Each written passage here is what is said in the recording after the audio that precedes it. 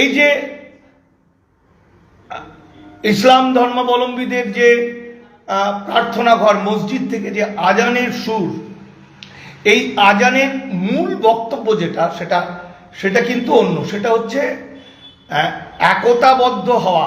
যুগ যুগ ধরে আজানের শব্দধ্বনি শুনলেই আশপাশের সমস্ত জায়গার মসজিদকে কেন্দ্র করে যে সমাজগুলো গঠিত হয়, যে মহল্লাগুলো তৈরি হয় মুসলমানদের, 5 ওয়াক্ত নামাজ আজানের শব্দ শুনে তারা কিন্তু নামাজ পড়তে আসেন, একত্রিত হন। এই জন্যে তারা একসঙ্গে থাকার যে বিষয়টা, সেটা আজানের ধ্বনির মধ্য দিয়ে। ফলে গত 2 দিনের মধ্যে আপনারা জানতে পেরেছেন আর আজান দেওয়া যাবে না মাইকে, অর্থাৎ আজানের শব্দধ্বনি আর আশপাশের গ্রামের মানুষকে শোনানো যাবে না।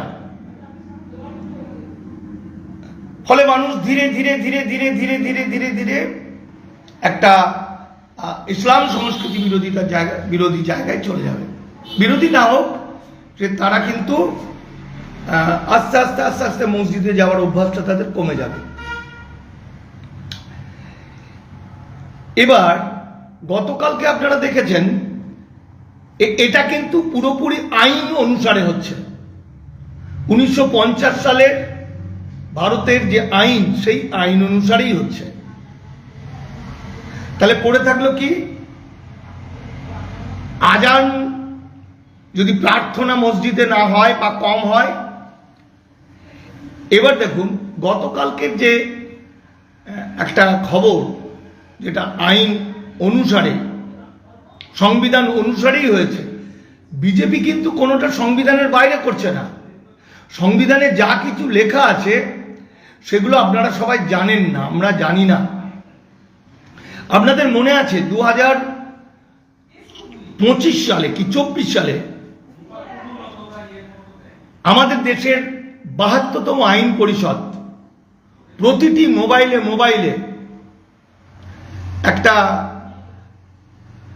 একটা নোটিফিকেশন জারি করেছিলেন যে কারা ইউনিফর্ম সিভিল কোডের বিরুদ্ধে। তো আমার খুব কষ্ট হয়েছিল, আমরা মাত্র কয়েকজন তার বিরোধিতা করেছিলাম, কিন্তু বাংলার মুসলমানরা কোনো বিরোধিতা করেনি।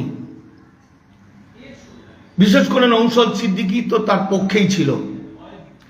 এই ইউসিসির মধ্যে দিয়ে উঠে যাবে মুসলিমদের শরীয়তি আইন, উঠে যাবে মুসলিম পার্সোনাল ল বোর্ডের মতে নামাজ, আজান, জাকাত, রোজা ইত্যাদি। নামাজ যে ধীরে ধীরে ধীরে ধীরে উঠে যাবে, সেটা তো আজানের বিষয়টা থেকেই আপনারা অনুভব করতে পারছেন। এই আইনের মধ্যে দিয়ে উঠে যাবে মুসলমানদের পারিবারিক এবং বৈবাহিক আইন। যেমন মায়ের পেটে ভাই বোন বাদে খুড়তো, পিস্তত, জেঠতো ভাই বোনের মধ্যে যে, মাস্ততো ভাই বোনের মধ্যে যে বিয়ে, এই বিয়েটা উঠে যাবে, এটা বেআইনি হয়ে যাবে। এটা কিন্তু ফৌজদারি আইন নয়, দেওয়ানি আইন। ফৌজদারি আইন হওয়ার পরই ওটা লাগু হয়ে যায়, কিন্তু দেওয়ানি আইন লাগু হতে বছরের পর বছর লাগে। তার মানে আজকে যে আইনটা হবে, সেই আইনটা কিন্তু ইমপ্লিমেন্ট হতে হতে বেশ কিছুদিন লাগবে। ফলত এই যে ইউসিসি স্টার্ট হয়ে যাচ্ছে, সেটা আপনারা বুঝতে পারছেন। একটু অনুভব করলেই বুঝতে পারবেন যে আজানের ধ্বনি মাইক বাজানো থেকে সেটা একটা অর্থ পাওয়া যাচ্ছে। আর একটা জিনিস দেখুন, এই যে কুরবানিতে পশু বলি, এই কুরবানির পশু বলিটায় উঠে যাচ্ছে। এমন কিছু আইন করছে যে আইনের মধ্য দিয়ে আপনারা আর কুরবানিতে পশু বলি দিতে পারবেন না। এই যে বলেছে যে 14 বছরের বেশি যে সমস্ত গরু, মহিষ বা এইসব উটের বয়স, তাদের কুরবানি করা যাবে। এই 14 বছরটাকে ঠিক করবে। তাহলে 14 বছর মানে তার জন্ম সার্টিফিকেট হতে হবে। তাহলে আজকে যে গরুগুলোর জন্ম হবে, সেই গরুকে 14 বছর হিসাব করা যাবে যদি সার্টিফিকেট থাকে। ফলে এইভাবে এরা গোহত্যা নিষিদ্ধ করল। এবার চলে আসুন মক্তব মাদ্রাসার কথা। গত 2-3 দিন আগের যে ঘটনা, যে সরকারের নোটিশ, যেগুলো আনরেজিস্টার্ড মাদ্রাসা সেগুলো বাতিল। তাহলে আনরেজিস্টার্ড মাদ্রাসার সংখ্যা অসংখ্য অসংখ্য। তাহলে আনরেজিস্টার্ড মাদ্রাসা পুরোপুরি বাতিল হয়ে যাবে, আর পুরনো যে মাদ্রাসা, সেই মাদ্রাসাগুলো ওয়াকফ আইনের মধ্যে দিয়ে সেগুলো বন্ধ হয়ে যাবে। এই দুটো গেল। এরপরে এসে গেল লক্ষ লক্ষ মানুষকে ডিলিট করে দেওয়া হলো, অর্থাৎ তারা নাগরিক কি বেনাগরিক এই পেন্ডুলামের মতো ঝুলতে থাকলো। আমি বারবার বলেছি এটা ঘর ওয়াপসি প্রজেক্ট, অর্থাৎ ইসলাম সংস্কৃতিকে ধ্বংস করে হিন্দু করা। যেহেতু আমাদের ভারতবর্ষের বেশিরভাগ মুসলমান, পশ্চিমবঙ্গের বেশিরভাগ মুসলমান ধর্মান্তরিত, তাই পূর্বের অবস্থায় তাদের ফিরে যেতে হবে ঘর ওয়াপসি। এই যে আপনারা ভাবছেন যে ইউসিসির মধ্যে দিয়ে তো খুব ভালো কথাই বলেছে, লিভ টুগেদার থাকা যাবে না, মানে বিয়ে ছাড়া একসঙ্গে থাকা যাবে না, সবাই খুশি হবেন। কিন্তু বিয়ে ছাড়া কে একসঙ্গে থাকে কি করে বুঝবে? অর্থাৎ প্রেম করা খুব কঠিন হয়ে যাবে। ফলে একে একে ওই যে আমাদের বিজেপির যে রাজ্য সভাপতি শ্রমিকবাবু বলেছেন, যথার্থ বলেছেন যে এটা আমাদের আদর্শ নীতি। হ্যাঁ, 1950 সালে বাবা সাহেব আম্বেদকর হিন্দু কোড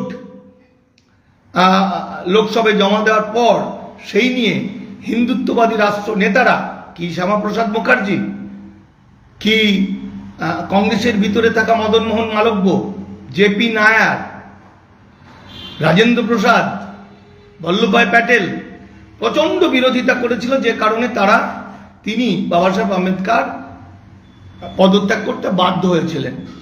যদিও সেই হিন্দু কোডকে 1956 সালে আইনে রূপান্তরিত করেছিল জওহরলাল নেহরু। ফলে সবচেয়ে বিরোধের জায়গা হচ্ছে হিন্দু কোডও কিন্তু ধীরে ধীরে উঠে যাবে। তাহলে আপাতত আমরা মুসলমানদের কি কি হবে তা স্পষ্ট দেখে দিতে পারলাম বা বুঝতে পারছি যে নামাজ, আজান, জাকাত, রোজার উপর বড় আঘাত নেমে আসবে।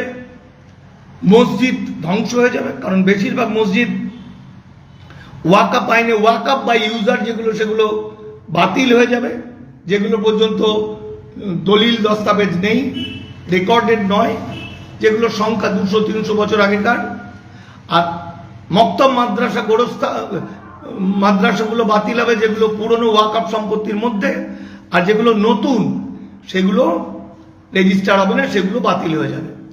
ফলত ধীরে ধীরে ধীরে ধীরে ধীরে ধীরে ইসলাম সংস্কৃতিটা ভারত থেকে যে মুছে যাবে, যে কথাটা আমি ইসলাম ধর্মাবলম্বীকে বা সংস্কৃতিকে অত্যন্ত রেসপেক্ট করি, তো সেই জায়গায় যখন আমরা বারবার বলেছি আইন দিয়ে, তখন মুসলিম ভাইরা আমাদের কথা শোনেনি, শুধু ভাইজান ভাইজান ভাইজান করেছে।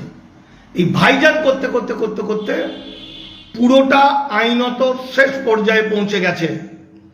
আর এইটা শুনে হিন্দু উদ্বাস্তুরা আজ থেকে 5 বছর 10 বছর আগে এসে বগল বাজাচ্ছে যারা, তারা খুব আনন্দ পেয়েছে। তাদের জন্য একটি খবর দিই। খবরটা হচ্ছে প্রতিটি জেলায় ডিএমদের কাছে অর্ডার চলে গেছে।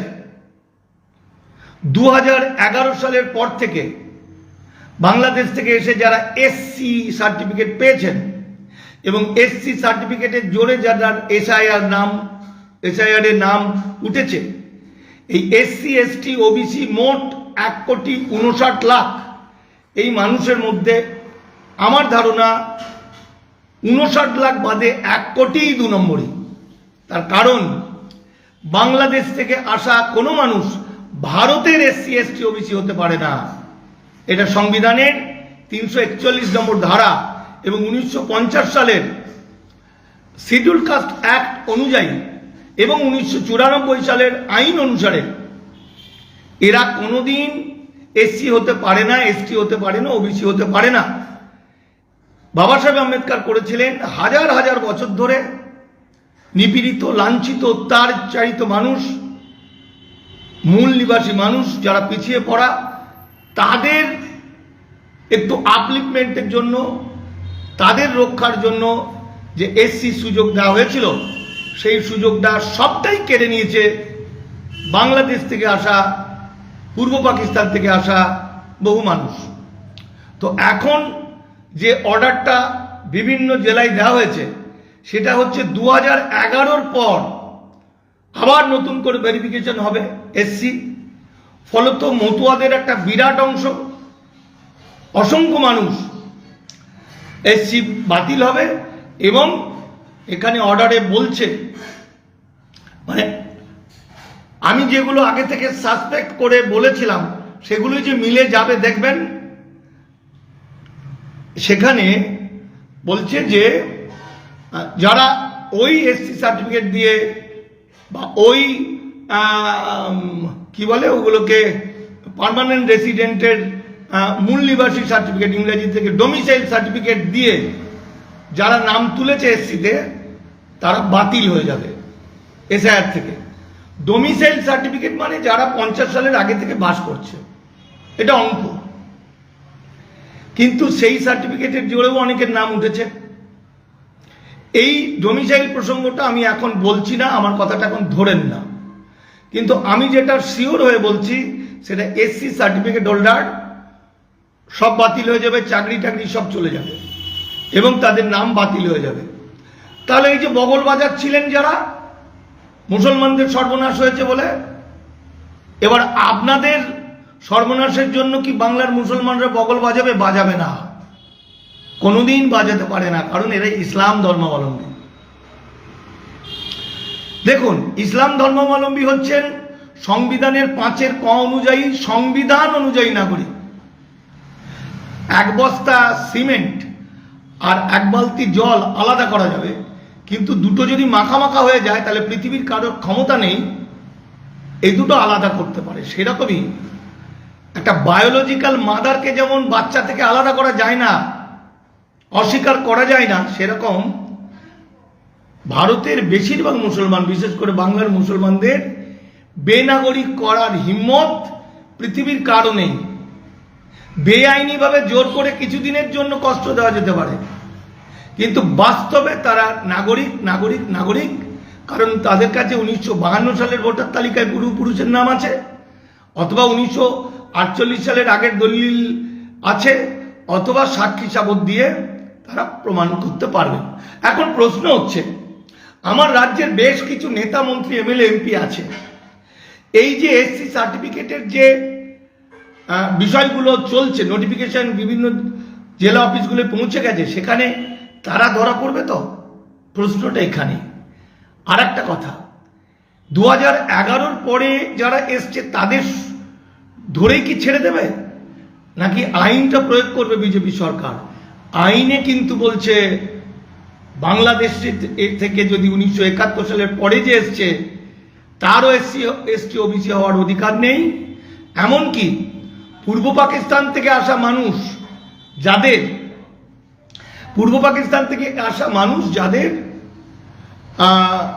1950 থেকে 71-এর মধ্যে যারা ফর্ম 5/1 অনুসারে সিটিজেনশিপ সার্টিফিকেট পেয়েছেন, একমাত্র তারা এসসির অধিকারী, এসটির অধিকারী, ওবিসির অধিকারী। কারণ এসসি এসটি ওবিসি একটা ডেঞ্জারাস জিনিস, তারাই ভারতের প্রকৃত মানুষ, নাগরিক। তাদের মুখের আহার যারা কেড়ে নিয়েছে, এটা কিন্তু ভয়ঙ্কর শাস্তির মূলক। আর একটা মানুষ এসসি কি এসটি কি ওবিসি কিভাবে বোঝা যায়? বোঝা যাবে 1950 সালের আগের দলিলের মধ্যে লেখা থাকতো জাতি, ব্রাহ্মণ, কায়স্থ, ক্ষত্রিয়, কৈবর্ত, বাগদি, মতুয়াদের যেমন নমশূদ্র ইত্যাদি। 50 সালের পর থেকে সেটা আর দলিলে লেখা হয় না, 50 সালের পর থেকে হিন্দু লেখা হয়। ফলত 5 নম্বর ফর্ম 5 অনুযায়ী যারা সিটিজেনশিপ পেয়েছে, তার মানে দেশ ভাগের পরপরই পেয়েছে। 60, 70, 55 সালে আইন হয়েছে, ওই 15 বছরের মধ্যে যারা পেয়েছে, তার মানে তখন তাদের কাছে 50 সালের আগের দলিল ছিল, সেই কারণেই তারা পেয়েছে।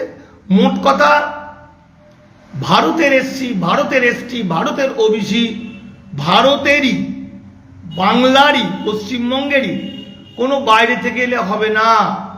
এবং সেই কাগজ নিয়ে যারা নাম তুলেছে তারা বিপদে আছে। ফলত এই ভয়াবহ দিন, এই সবটাই কিন্তু আইন মাফিক। আমরা মামলা করেছি, এই যারা এসসি সার্টিফিকেট নিয়ে ভোটে দাঁড়িয়েছে এবং নেতা মন্ত্রী হয়েছে, তারা কি আদৌ এসসি? না, হতে পারে না, হতে পারে না, হতে পারে না, হতে পারে না, আইন বলছে না। ফলে মুসলিমরা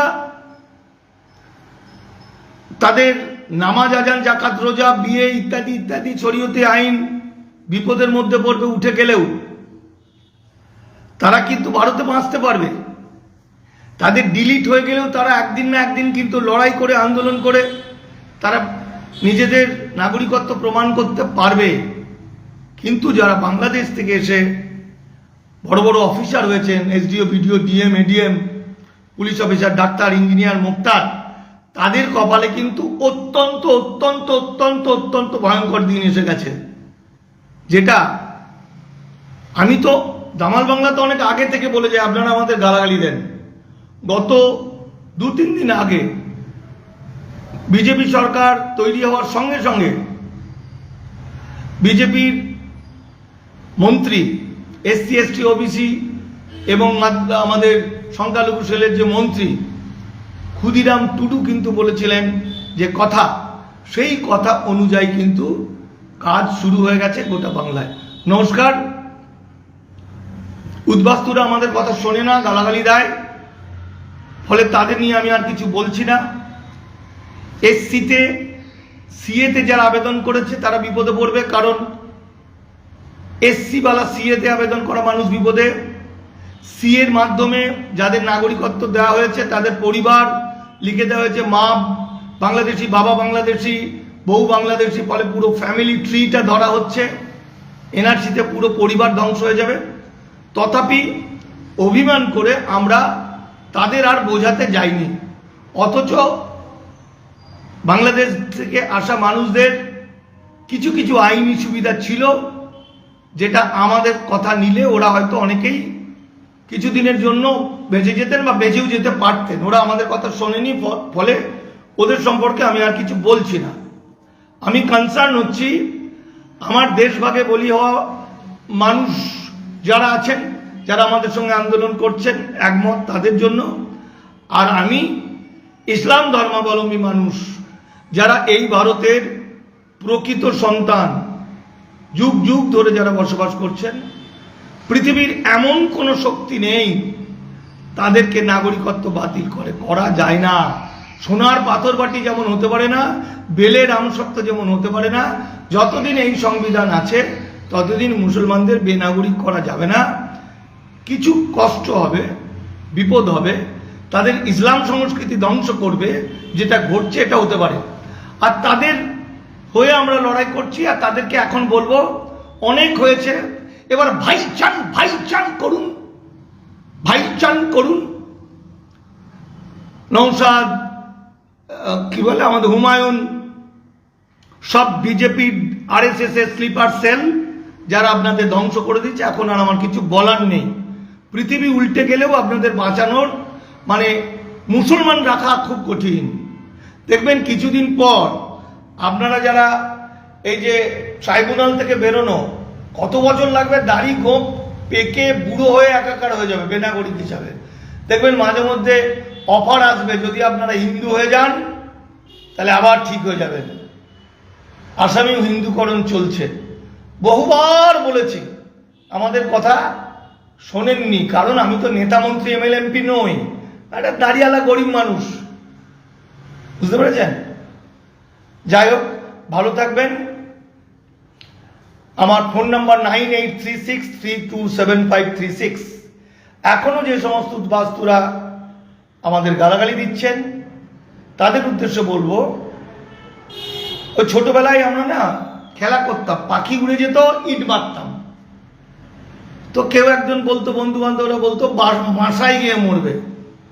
তো উদ্বাস্তুদের ক্ষেত্রেও আমার বলার কথা, আপনারা বাসায় গিয়ে মরবেন। আইন যেভাবে ঘিরে ধরেছে, এসসি সার্টিফিকেটের জন্য সব এসআইআর এর নাম বাতিল হবে, এসসি সার্টিফিকেটের জন্য জেল জরিমানা হবে।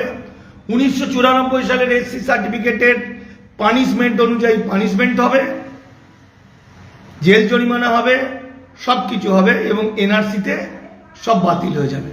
ভালো থাকবেন। আমার ফোন নাম্বার 9836327536। আমাদের সংগঠনের নাম দামাল বাংলা দলিত আদিবাসী মাইনরিটি আন্দোলন লীগ। ভাইজান ভাইজান ভাইজান করুন, খুব ভালো করে ভাইজান ভাইজান ভাইজান করুন, যা করার সে করে দিয়েছে।